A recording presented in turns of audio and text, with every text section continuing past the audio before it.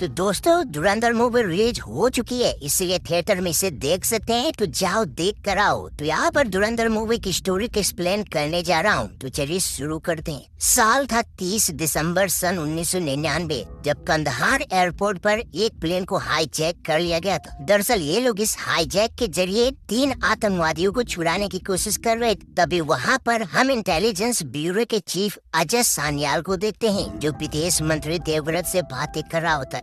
अजय सान्याल उन्हें बताता है कि हमें जल्द से जल्द कुछ करना होगा। अगर थोड़ा और समय मिल जाता तो वह बिना 3 आतंकवादियों को छोड़े सभी होस्टेज को छुड़ा सकते हैं, क्योंकि वह पहले 36 आतंकवादियों की डिमांड कर रहे थे, बट अब 3 लोगों पर आ चुके थे। पर देवव्रत उसे बताता है कि नहीं, ऐसा नहीं हो सकता। उन्हें हर हाल में उनकी डिमांड पूरी करनी पड़ेगी, क्योंकि जितने भी लोग होस्टेज बनाए गए हैं ना, उनकी फैमिली पीएम हाउस के बाहर धरना कर रहे हैं। अगर जरा भी दिक्कत हुई तो समझो मामला बिगड़ जाएगा। अब अजय सान्याल प्लेन के अंदर जाता है, जहाँ पर वह एक टेररिस्ट से मिलता है जिसका नाम था जहूर मिस्त्री। तो अजय उसे बताता है कि वह उसकी डिमांड पूरी करने को तैयार है, यानी कल उनके 3 साथियों को भी छोड़ दिया जाएगा और उनको $10 मिलियन भी मिल जाएंगे। उसके बाद अजय सान्याल सेक्रेटरी भुल्लर और देवव्रत से मीटिंग करता है। यहाँ पर वह उन टेररिस्ट को मारने की बात कर रहा था, जिसके लिए उसके पास एक प्लान था, बट उसकी बात में यहाँ पर कट कर दिया जाता है और सीन शिफ्ट होता है 2 साल बाद, यानी साल था 13 दिसंबर 2001, जब भारतीय संसद पर कुछ आतंकवादी अटैक कर देते हैं। ये अटैक इतना खतरनाक था कि जिसने पूरे देश को हिलाकर रख दिया था, क्योंकि इंडिया के सबसे सेफ प्लेस संसद पर हमला हुआ था। अब अजय सान्याल इस अटैक के बाद एक प्लान बनाता है। दरअसल उसने पीएम को बहुत पहले एक फाइल दी थी, जिसमें उसने बताया था कि वह पाकिस्तान को कैसे रोक सकता है या फिर उसे बैंकरप्ट कर सकता है। बट पीएम को उसका एक आइडिया पसंद आता है, वो था धुरंधर वाला। अब सीन शिफ्ट होता है 2 साल बाद, जब एक स्पाई को किसी मिशन के लिए पाकिस्तान के अंदर भेजा जाता है। हम देखते हैं कि वह पाकिस्तान के अंदर एंटर कर चुका था, जिसका नाम था हमजा अली मजारी। हमजा पाकिस्तान के अंदर एक टाउन में पहुँचता है जिसका नाम था लियारी, जहाँ पर वह एक होटल के मालिक के पास जाता है। पहले तो वह उस आदमी से काम मांगता है, बट वह उसे मना कर देता है। उसके बाद हम देखते हैं कि हमजा वहाँ से जाता नहीं है, बल्कि दुकान के सामने ही भटक रहा था। तभी शाम को कुछ लोग उसके पास आते हैं और उसे तंग करने लगते हैं, जिससे हमजा भी उनसे हाथापाई कर लेता है। बट वह उसे बहुत मारते हैं, लेकिन पुलिस से डरकर वह भाग जाते हैं। वहीं दूसरी तरफ होटल का मालिक उसे देख रहा था, फिर अगली सुबह उसे उठाकर अपने काम पर रख लेता है। हम देखते हैं कि हमजा होटल के सारे काम करने लगा था और कुछ इस तरह धीरे धीरे 1 साल बीत चुके थे। वहीं ये भी हम जान पाते हैं कि जिस बंदे का होटल था उसका नाम था उस्मान। दरअसल उस्मान भी एक इंडिया का स्पाई एजेंट था। हालांकि उसने हमजा को देखते ही समझ लिया था कि इसलिए वह उसे काम पर रखा था।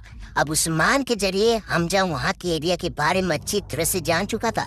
जैसा कि लियारी में 2 गैंग थी, एक रहमान डकैत की, वहीं दूसरी बाबू डकैत की और अरशद पप्पू की। हालांकि सबसे ज्यादा कहर रहमान डकैत का था। मानो एक प्रकार से वह इंसान के रूप में शैतान था। बताया जाता है कि जब उसको पता चला कि वह बाबू डकैत की नजाद औलाद है, तो वह गुस्से में आकर अपनी माँ को ही जान से मार दिया था। खैर हमजा का प्लान ये था कि वह किसी न किसी तरह रहमान डकैत की गैंग में शामिल होना चाहता था। तभी उसे एक दिन रिजवान नाम के शख्स से पता चलता है कि रहमान डकैत के बड़े बेटे को बाबू डकैत के लोग मारने वाले हैं, क्योंकि रिजवान भी एक स्पाई था जो अरशद पप्पू की गैंग में शामिल था। तो ये खबर सुनते ही वह रहमान डकैत के बेटे को बचाने के लिए तैयार हो जाता, क्योंकि इससे बढ़िया मौका उसे नहीं मिलने वाला था। अगर उसे रहमान की गैंग में शामिल होना है तो उसे हर हाल में उसके बेटे को बचाना होगा। हालांकि इस काम में खतरा बहुत ज्यादा, बट अपना धुरंधर भी कहाँ किसी से कम था।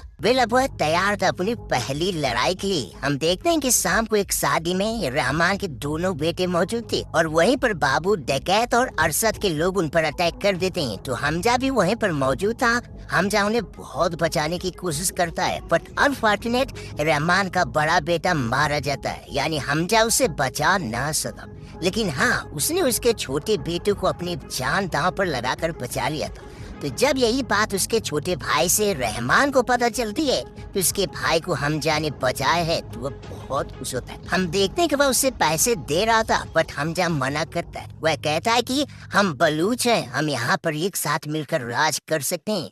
तो कुछ इस तरह रहमान उसे अपनी गैंग में शामिल कर लेता है। हालांकि रहमान बहुत गुस्से में था क्योंकि उसे हर हाल में अपने बेटे का बदला लेना था। बट यहाँ पर उसे एमएलए जमील रोकता है क्योंकि इलेक्शन नजदीक था। अगर जरा भी गलती हुई तो सारा प्लान चौपट हो जाता। इसीलिए वह रहमान को ये कहकर मनाता है कि एक बार उनके हाथ में सत्ता आ गई तो वह जो चाहे कर सकते हैं। उसके बाद हम हमजा को देखते हैं जो रहमान की गैंग में शामिल हो चुका था और उसे हर एक काम को काफी अच्छी तरह से कर रहा था, जिससे उसे पसंद करने लगे थे। वहीं दूसरी तरफ रहमान अभी कंफ्यूज था कि वह क्या करे, यानी उसे इलेक्शन से पहले बदला लेना है या बाद में। तो यहाँ पर वह अपने लोगों के साथ राय ले रहा था। तभी वहाँ हमजा भी मौजूद था। हालांकि सभी लोग की राय ये थी कि वह इलेक्शन के बाद बदला लेंगे, बट हमजा का कुछ और ही प्लान था। उसके हिसाब से बदला इलेक्शन से पहले ही लेना चाहिए क्योंकि लियारी में बाबू डकैत और अरशद पप्पू का भी दबदबा था। यानी उन्हें अगर इलेक्शन से पहले मार दिया जाए तो उनकी साइड के सभी जितने भी लोग हैं वे सभी इनके साइड आ जाएंगे, यानी वोट बैंक भी बढ़ जाएगा। अब हमजा की ये बात रहमान को अच्छी लगती है क्योंकि उसके इस प्लान से उसका बदला भी पूरा होता और इलेक्शन में जीत भी जाते। इसीलिए वह हमजा की बात मानकर उनसे बदला लेने को तैयार था। वेल अब उनके आदमियों को ढूंढने लगते हैं। हम देखते हैं कि वह ढूंढ ढूंढ कर हर आदमी को मारने लगते हैं, जिसे भी देखते हैं सीधा ठोक देते हैं। अभी एक दिन हमजा और उजैर बाबू डकैत का पीछा करते हुए उसे पकड़ लेते हैं और जैसे बाबू डकैत नीचे गिरता है इतने में वहाँ रहमान पहुँच चुका। हम देखते हैं कि बाबू उसे अपनी जान की भीख मांग रहा था कि वह उसका बाप है इसीलिए उसे छोड़ दे, बट रहमान गुस्से में था। वह एक बटखरे से उसका सर फोड़कर मार डालता है। ये दृश्य इतना भयानक था कि आपकी रूह कांप जाएगी, यानी बहुत ही ब्रूटल तरीके से रहमान ने उसे मारा था। तो यही पर वह ऐलान करता है कि आज से लियारी में उसकी हुकूमत चलेगी। उसके बाद से हमजा उनसे अच्छी तरह से मिल चुका था और सबसे उसकी अच्छी तरह से जमने लगती है, जैसा कि उजैर उसका अच्छा खासा दोस्त बन चुका था, जिससे वह हर एक चीज के बारे में हमजा से शेयर करने लगे थे।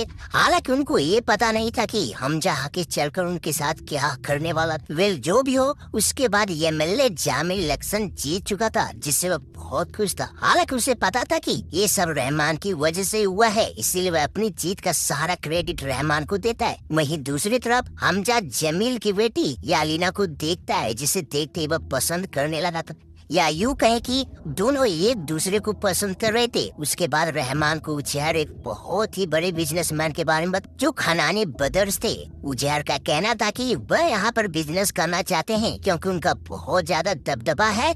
खनानी ब्रदर्स के कई सारे बिजनेस थे, जैसा कि वह नकली इंडियन करेंसी भी छापते थे, जिससे उन्हें करोड़ों का फायदा होता था। तो यहाँ पर हमजा भी रहमान को समझाता है कि उन्हें उनसे हाथ मिला लेना चाहिए क्योंकि शहर में उनका चारों तरफ दबदबा है और बिजनेस भी खूब चलेगा। वेल यहाँ पर रहमान खनानी ब्रदर्स से मीटिंग करने के लिए मान जाता है।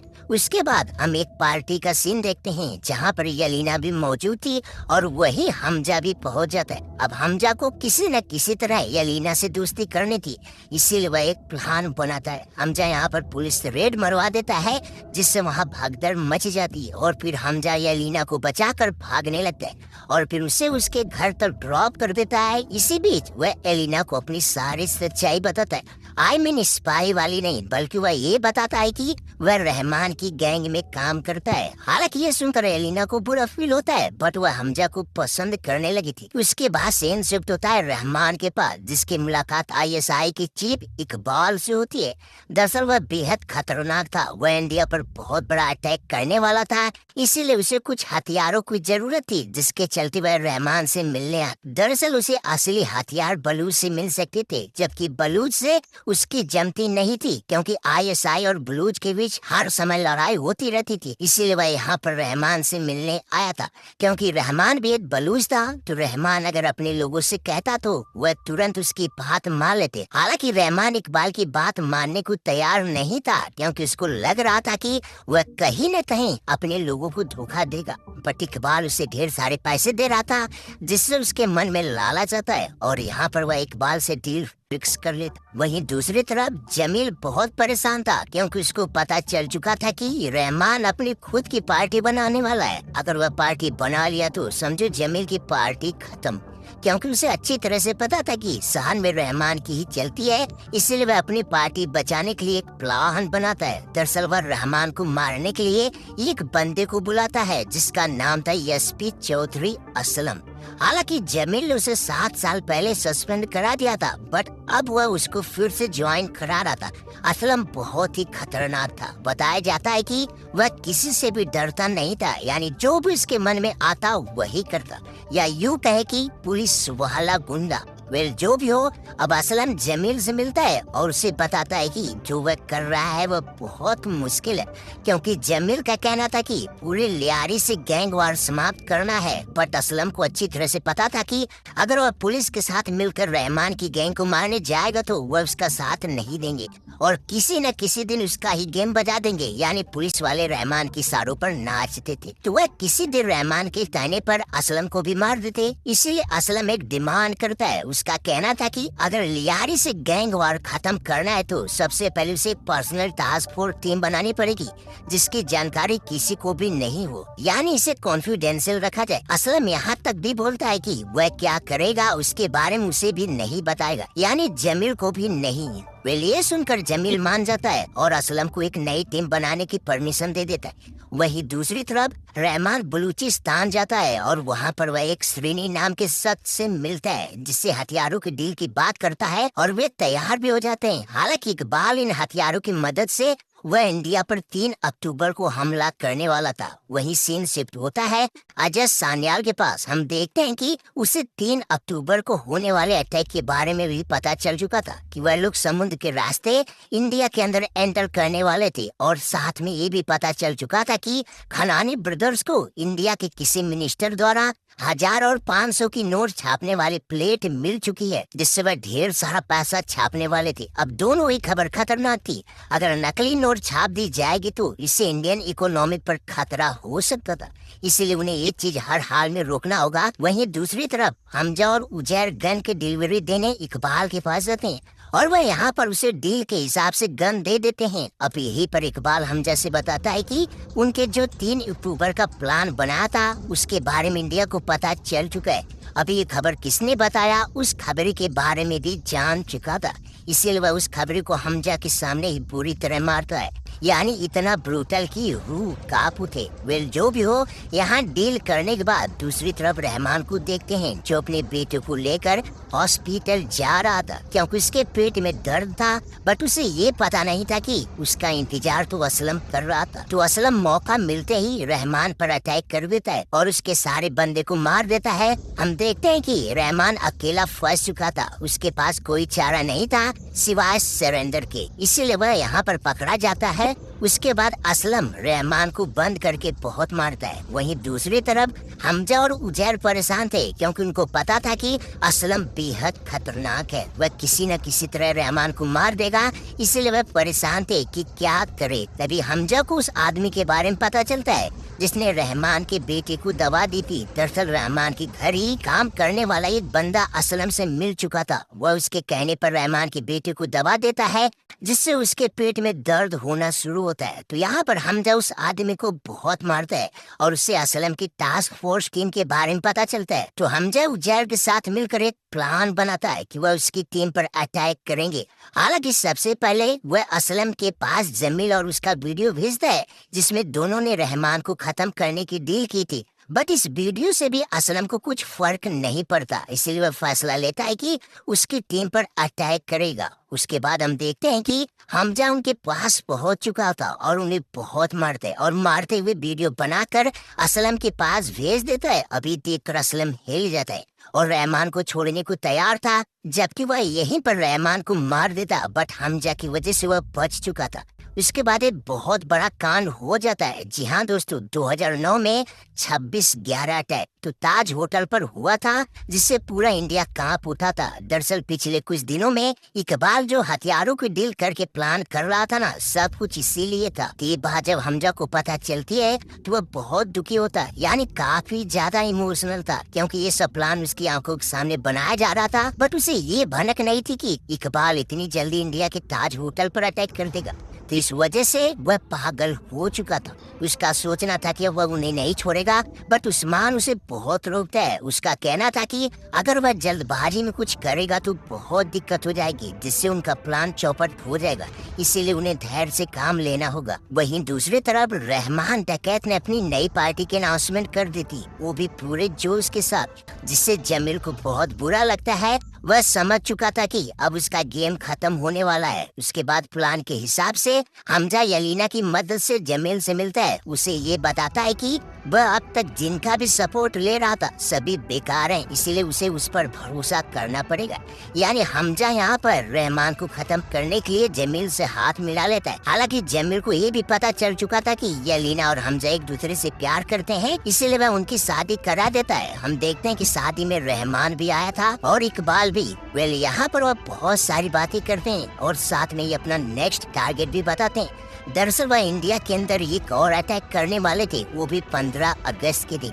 तो इसके लिए इकबाल को हथियारों की जरूरत थी। वेल यहाँ पर वह रहमान के साथ एक बार फिर से हथियारों की डील करने के लिए हाथ मिलाता है। लेकिन यहाँ पर हमजा एक गेम खेल जाता है। हमजा उजैर को बताता है कि उन्हें हथियारों की डील करने के लिए जाना है, बट ये बात ना तो उजैर को पता थी और ना ही रहमान को। इसलिए हथियारों की डील के लिए उजैर अकेले ही बलूचिस्तान जाता है। वहीं दूसरी तरफ रहमान को एक प्रोजेक्ट के उद्घाटन के लिए जाना था, तो उसके साथ हमजा भी जाता है। बट रहमान के साथ क्या होने वाला था उसे पता नहीं, क्योंकि हमजा ने असलम और जमील के साथ मिलकर एक प्लान बनाया था।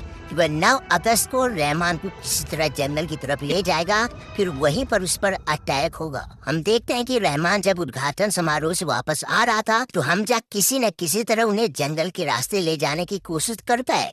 वहीं दूसरी तरफ असलम उनका इंतजार कर रहा होता है। हम देखते हैं कि जैसे हमजा जंगल के रास्ते में ले जाता है तभी रहमान को उस पर शक हो जाता है। वह यहाँ पर उसे गाड़ी रोकने को बोलता है, बट हमजा नहीं मानता, जिससे दोनों में लड़ाई हो जाती है। अब गाड़ी में लड़ाई होने की वजह से उनका एक्सीडेंट हो जाता है, जिससे रहमान वहाँ से भागने की कोशिश करता है, बट इतने में वहाँ असलम भी आ जाता है। अब असलम और रहमान में बहुत ही खतरनाक फाइट होती है। वहीं दूसरी तरफ हमजा रहमान के एक बंदे से लड़ रहा होता है और उसे ब्रूटल तरीके से मार देता है। वहीं दूसरी तरफ रहमान और असलम आपस में लड़ रहे थे, तभी कुछ देर बाद रहमान उसका गला दबाकर मारने ही वाला था, कितने में वहाँ हमजा आ जाता है और वह उसे बहुत मार गए। हम देखते हैं कि वह लगातार पंच मारने से लगभग उसे मार ही डाला था, बट वह उसे यहाँ पर जान से नहीं मारने वाले थे, क्योंकि उनके प्लान के हिसाब से वह किसी तरह उसकी मौत हॉस्पिटल में दिखाना चाहते थे, ताकि उजैर को शक ना हो। तो यहाँ पर असलम रहमान की गर्दन के पास गोली मार देता है, जिससे वह अधमरा था। फिर हमजा अकेले ही उसे अपने कंधे पर लेकर दौड़ते हुए हॉस्पिटल की तरफ ले जाते हैं। हम देखते हैं कि रहमान की हॉस्पिटल पहुंचते ही मौत हो चुकी थी और यही बात हमजा उजैर को बता दिया था, जिससे उजैर बहुत ज्यादा दुखी होता है। तभी वहीं पर ऑटो वाला मीडिया को ये बताता है कि हमजा ने रहमान को बचाने की बहुत कोशिश करी थी। अब उस आदमी की गवाही से कोई भी हमजा पर शक नहीं करता, जिससे हमजा फिर से वहाँ पर स्पाई एजेंट बनकर रह जाता है। उसके बाद कहानी शिफ्ट होती है 2002 में। अब सजय सान्याल ने धुरंधर मिशन बनाया था। दरअसल वह इसमें उन लोगों को शामिल किया था जो कैदी थे, यानी उनकी जिंदगी से प्यार नहीं था, वह मर भी जाते तो कुछ फर्क नहीं पड़ता। तो उन्हीं में से एक था अपना हमजा, यानी उसका असली नाम था जसकीरत सिंह। फिलहाल यहीं पर कहानी समाप्त कर दी जाती।